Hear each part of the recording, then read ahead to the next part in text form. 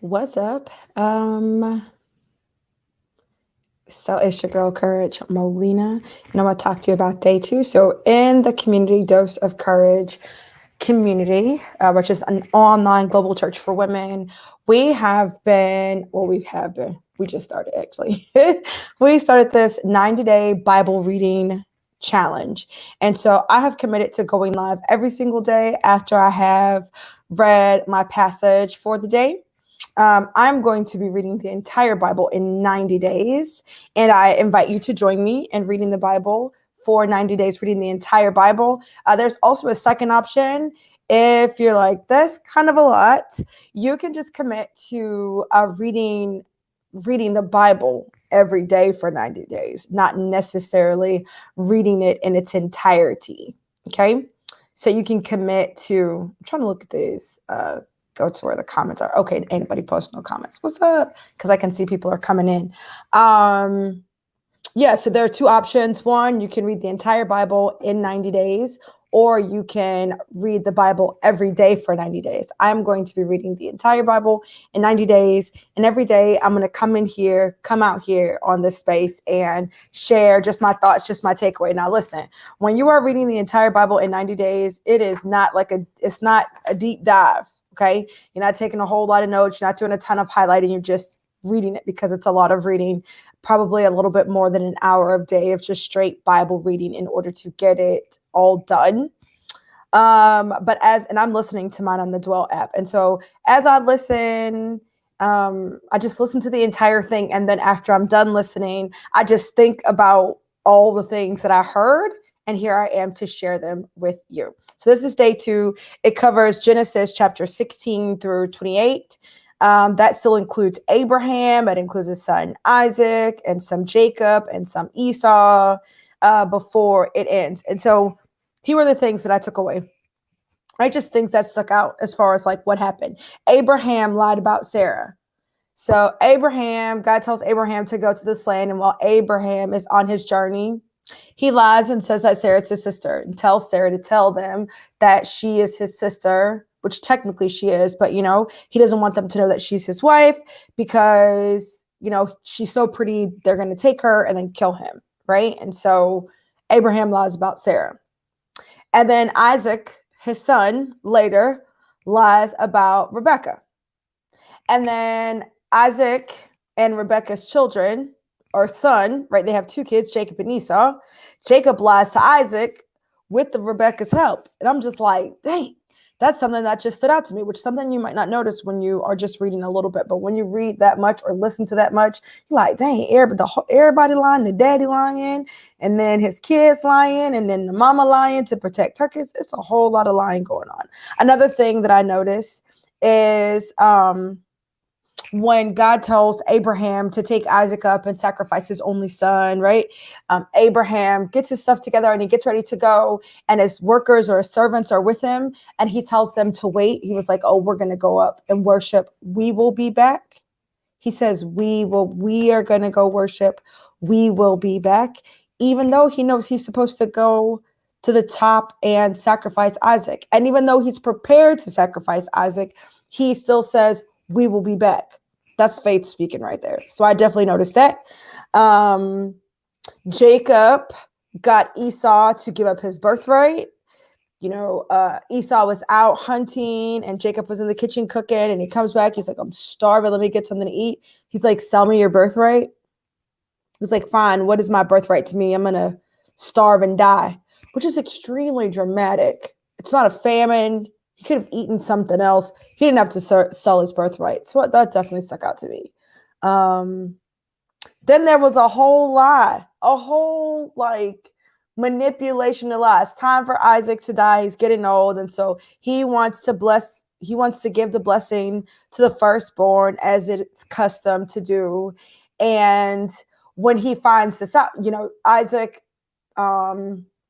tells Esau, go and kill a calf and prepare it like I like and bring it to me and I'm going to eat it and then I'm going to bless you. And so while he's out doing this work, since the mom overheard, she gets Jacob to pretend to be Esau, and then she cooks it for him. She uses what's already in the kitchen. She cooks the same meal just the way he likes it, and tells him to put on this like outfit, basically these animal skins, so he kind of smells like he's been hunting, and so that he feels very hairy, because Esau is a very hairy man. And so he eats the food, Isaac eats the food, and then he blesses Jacob.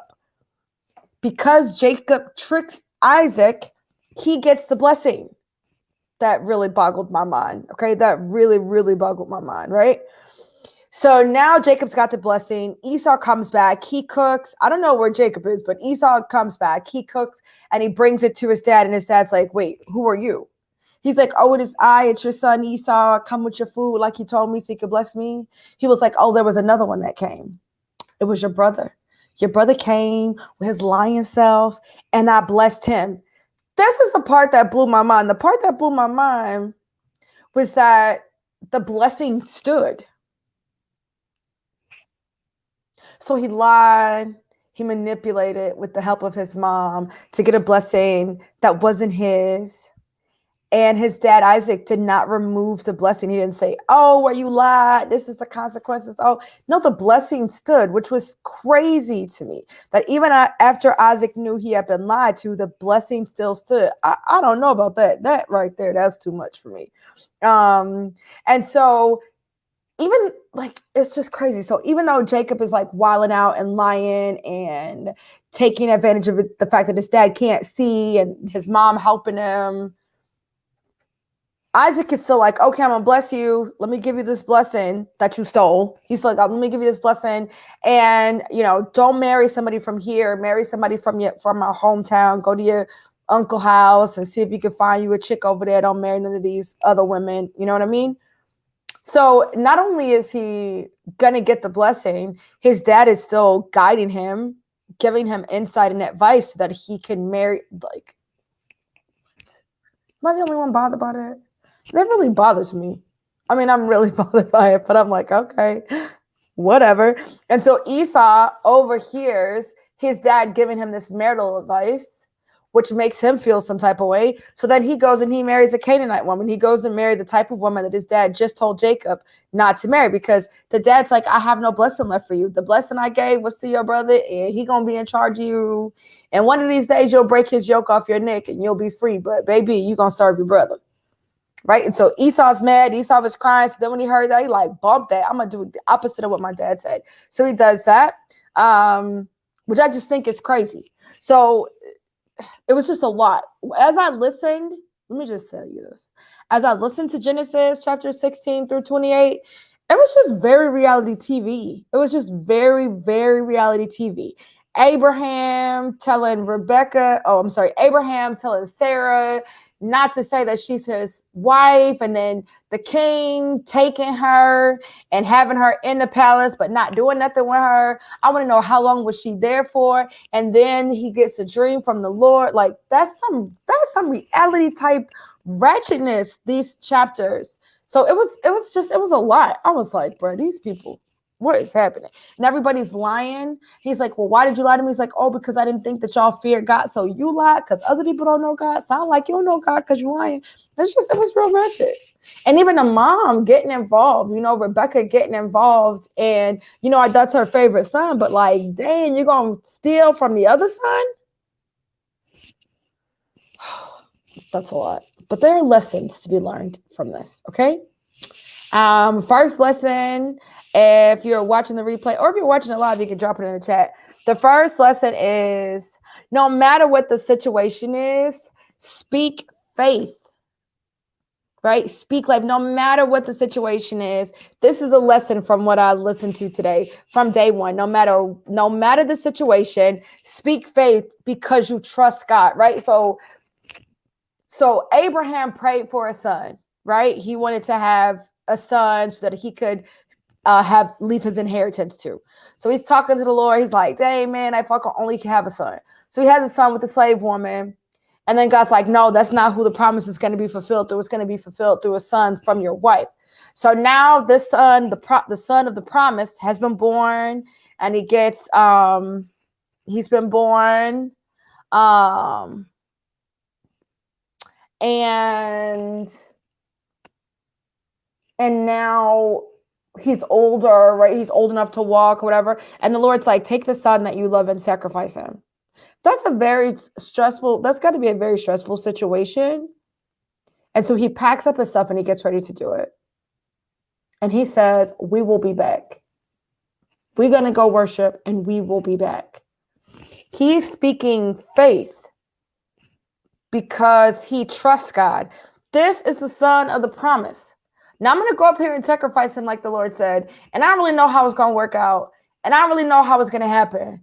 But I trust God so much that I can tell you before I get to the mountain that we will be back.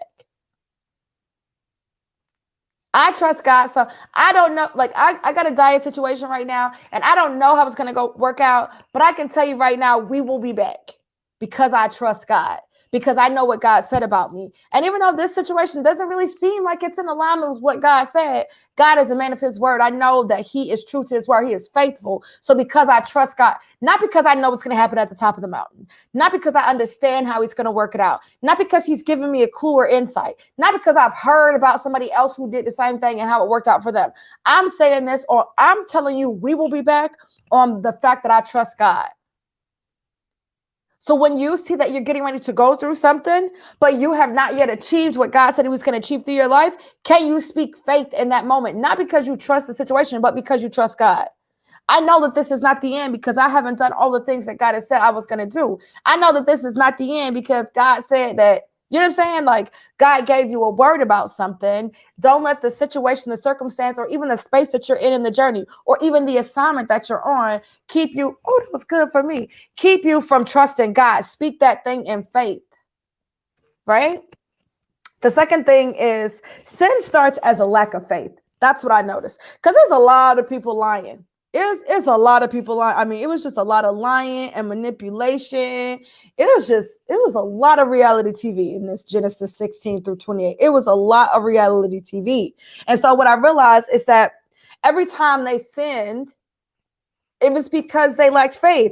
And that is true for us too. That's true right now. So I know that sin starts as a lack of faith.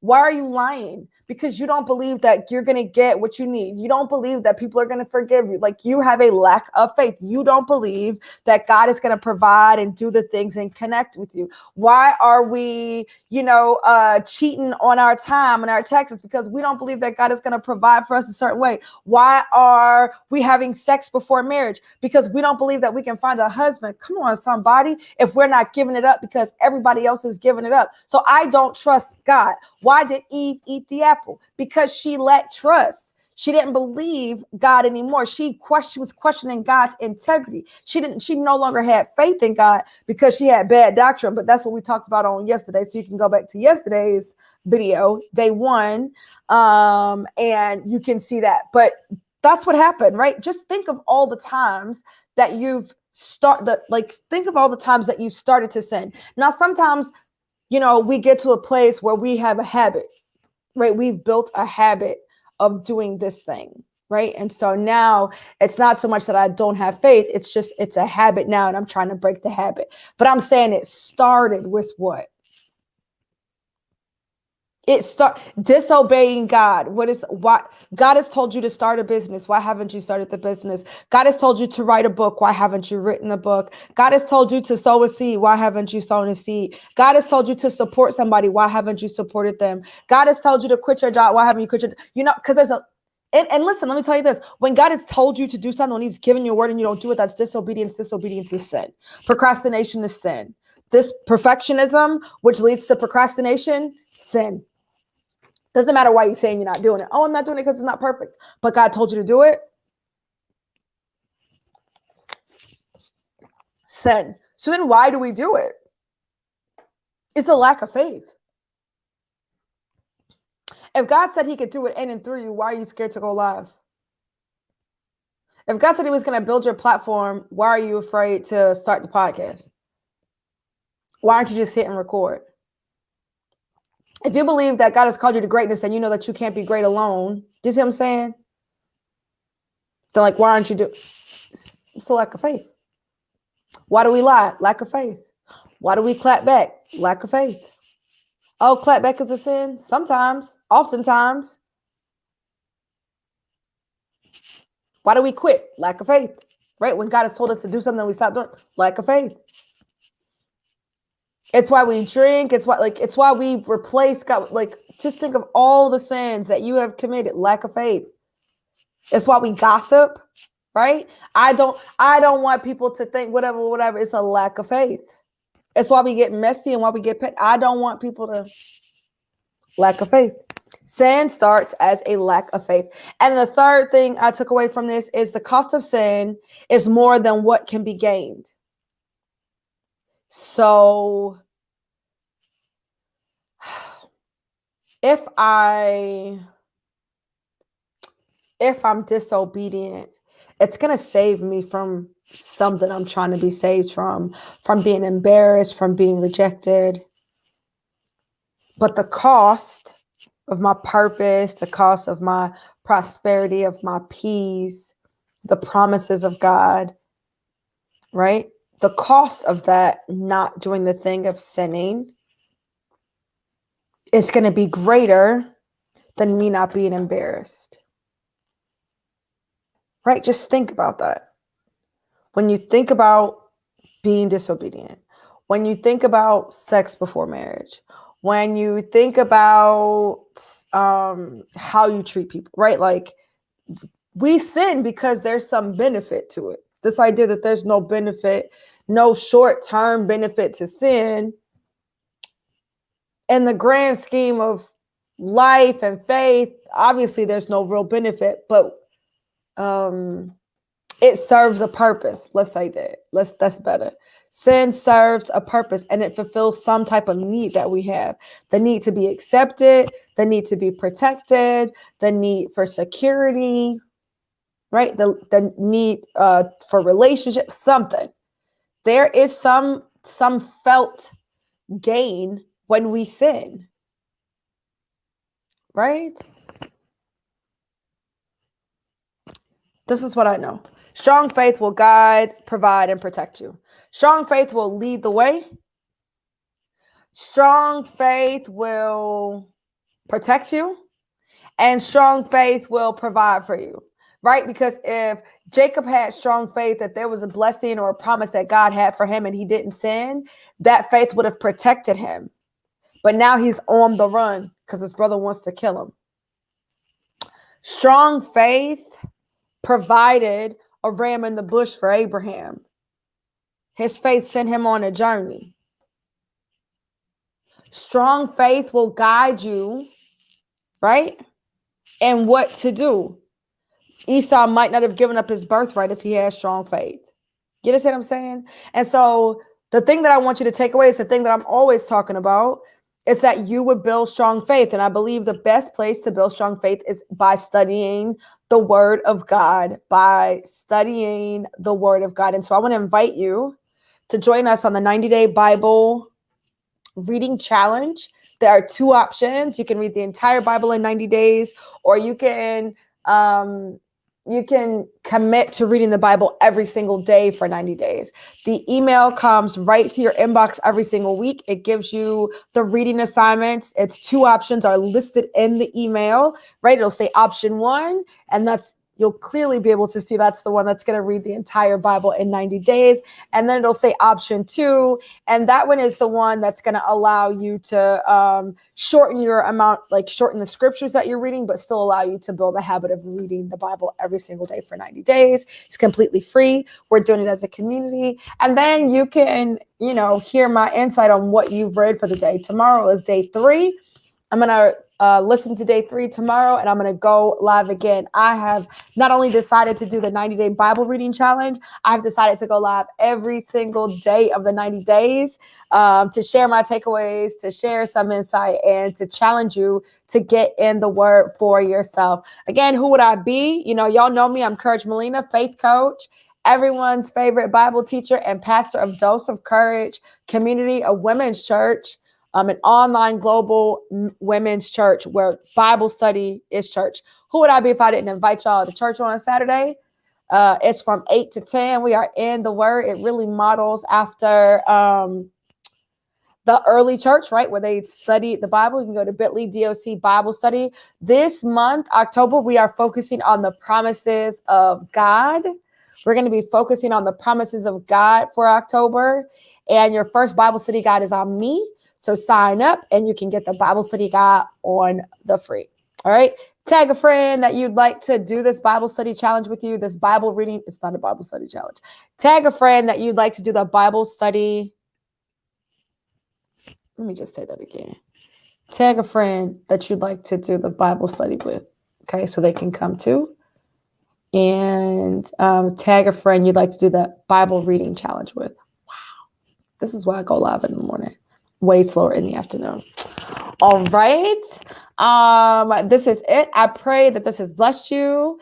I hope that y'all are really out here getting in this word every single day, building up that faith so that you can put that faith in action. Again, I'm your girl, Courage Molina, faith coach, pastor, and everyone's favorite Bible teacher. I help women just like you to build extraordinary faith so that you can be who God has called you to be, do what God has called you to do, and take possession of everything God said you could have without hesitation or apology. Okay? So if you've come to get your faith up, you are in the right place. Go ahead and subscribe to the YouTube channel, subscribe to the Bible. So just subscribe to all the things so you can get in this dope community with us. All right? Until tomorrow, I love you. Later. Bye.